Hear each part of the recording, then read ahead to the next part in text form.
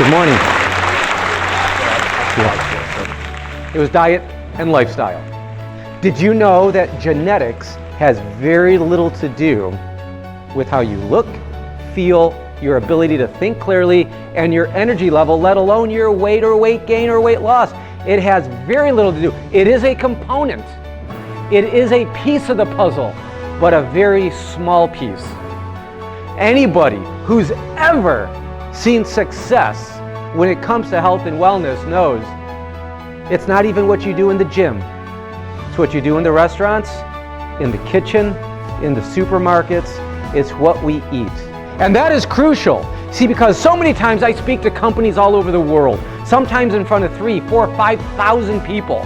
This is what everybody's looking for. We all want increased energy. How many people here today, with a show of hands, believe knowledge is power? Do you believe that today? That's awesome, because I used to believe that too. Applied knowledge is power. Please write that in. Let that be your first official note, because I believe something about you today. What is that? That you know exactly what to do. What happened was I go back to Cleveland to visit Mom. And my mother says the first thing is, "Dean, you look terrible. Is what's her name not feeding you?" I said, "Her name's Angela. We're doing just fine." She says, "You look all sunken in. I liked you better when you had a fat face. It was full, round, and healthy. You look hungry." What does hungry look like? So here I am trying to convince my mother I've never felt better. I'd have more energy today. She says, "You look hungry." Weight gain, energy level, clarity of thought, productivity, everything that you want to have is greatly diminished in the middle of the day. What I'm going to ask you to do is not to fear fat anymore. Take that emotion we have about fat, take that feeling, that gut reaction to fat, dietary fat, and I want you to transfer it onto those carbohydrates. Now, if you told your doctor about this, he or she will have a heart attack as you're talking. You, however, will feel amazing, your brain will function at a very high level, your energy level will increase, and you will not be hungry very much because it satiates the hunger pain. Serving size, everything you mentioned, wrote down, thought about, is based on one thing and one thing only. From sugar to calories. And what is your name? Milton? All right. This is obviously just a no. I emptied it out just so you don't get tempted. It's an empty box. Okay, first of all, here's what we're going to do. I'm going to ask Milton, verify with a yes or no, does it say serving size 1 teaspoon, just so we're all playing the same game? Okay, yes. Go down to sugar. How many grams of sugar fill up the teaspoon? Milton just said 4 grams. 4 grams fill up a teaspoon. Now, some of you are saying, why is that significant? It sounds kind of crazy, but why is it significant? Let me tell you why. In 1 can of Pepsi, there's just over 40 grams of sugar. We're not supposed to know. That's the point. By design, we're not supposed to know. Here's why.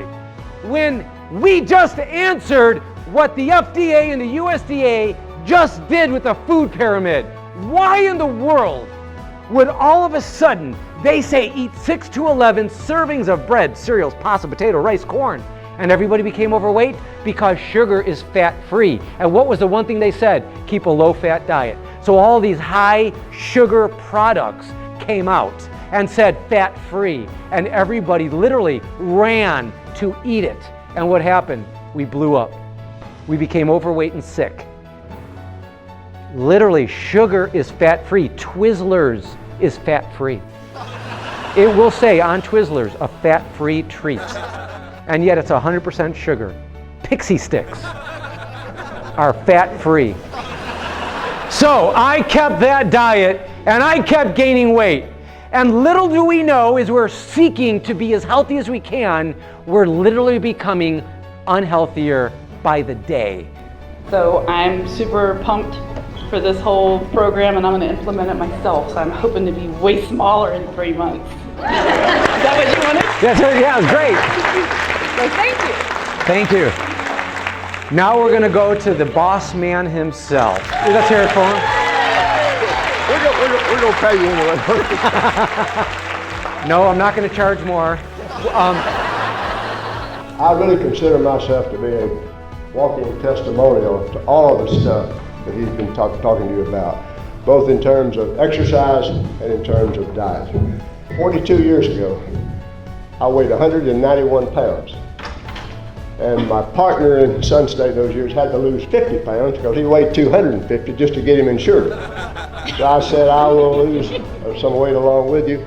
In 3 months, I weighed 169 pounds. That was 42 years ago. I've not changed it. But I am in the gym 7 days a week. 2 days of that, I've doubled up with yoga. That diet that he does, I eat that regularly. Tell us about your the peers, your friends, people you went to school with. How are they doing compared to how you're doing? 78 years old. Most of them are dead. I mean, those who are still alive, how are they doing? But all of the things he is talking to you about, all of you, those who are here, I promise you that if you embrace what he's talking to you about, both in terms of diet, both in terms of an exercise regimen, it will pay off in spades, both in terms of how you feel, the quality of life, and the longevity of life. Thank you. Let's hear it from him. All right.